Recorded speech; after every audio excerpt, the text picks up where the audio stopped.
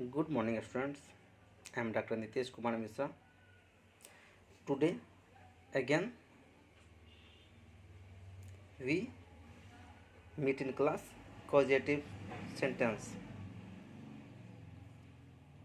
In previous day, I taught you two lectures about causative sentence. Today, the last lecture about causative sentence. I think you revise it very well. Today, I use causative sentence with modal auxiliary verb. Okay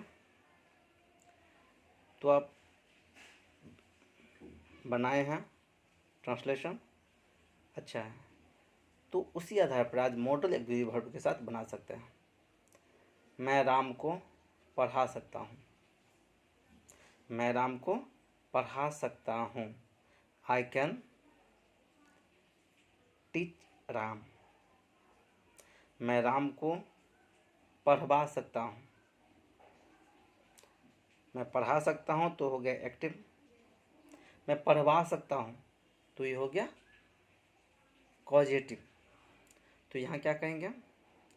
I can get Ram teach. I can get Ram teach. ठीक है। तो causative sentence में can के बाद हम क्या use करते हैं? गेट। अब हैव भी यूज कर सकते हैं, कोई आपत्ति नहीं है। तो इस आधार पर आप बना सकते हैं I can not get her to talk to him. क्या हुआ? He can't get her to talk to him. वह उसको बात नहीं करने दे सकता। तो कॉजेटिव सेंटेंस बड़े मज़ेदार है ना। अब इसका स्ट्रक्चर इस ढंग से लिख सकते हैं। Subject plus modal auxiliary verb जिसमें can, may, could, might, should और to plus have plus object plus V3। Last में आप V3 का प्रयोग करते हैं। ठीक है। जैसे और आप हैव और गेट का प्रयोग किसी एक का प्रयोग करेंगे, दोनों साथ नहीं करेंगे, लेकिन दोनों में किसी का प्रयोग आप अपनी सुविधानुसार कर सकते हैं। राम पत्र लिखवा सका या राम पत्र लिखवा सकता है या राम को पत्र लिखवाना चाहिए। तीनों पॉजिटिव सेंटेंस है। राम पत्र लिखवा सकता है। Ram can get a letter written. और आप कह सकते हैं Ram can have a letter written या राम पत्र लिखवा सका। Ram could had a letter written या Ram could got a letter written. अगर इसको आप चाहिए कर देंगे तो क्या होगा? Ram should have a letter written. समझ रहे हैं? या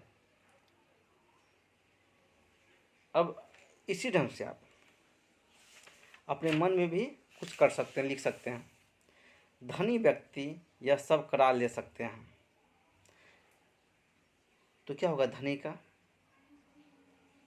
याद है? The rich. The rich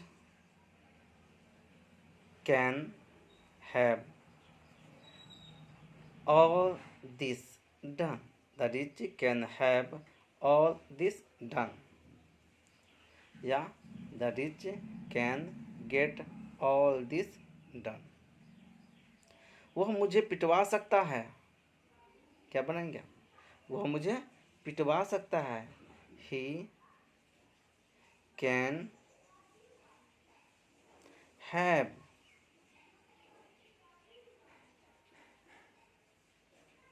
he can have me bitten. V3 last में देंगे। मैं सड़कों की मरम्मत करवा सकता हूँ। I can have the road repaired. V3 का प्रयोग करेंगे, लास्ट में करेंगे। ठीक है। आपको पत्र लिखवाना चाहिए। यू हैव, आपको पत्र लिखवाना चाहिए। चाहिए में क्या होगा? आप शुड का प्रयोग करेंगे। You should have a letter written. आपको पटना जाना चाहिए। You should have go to Patna. मुझे यह कार्य करवाना चाहिए, क्या होगा? I should have the work done. Okay, तो आज पॉजिटिव सेंटेंस समाप्त हुआ। अब इसका आप प्रैक्टिस करेंगे, फिर नेक्स्ट क्लास में हम नए टॉपिक लेके उपस्थित होंगे। हाँ, इसमें अगर कहीं प्रॉब्लम है तो आप हमको कॉल कर सकते हैं या लिख सकते हैं। ठीक है, लेकिन उससे पहले आप प्रैक्टिस करें, हम जो बताए हैं उसको रिवाइज करें, समझें।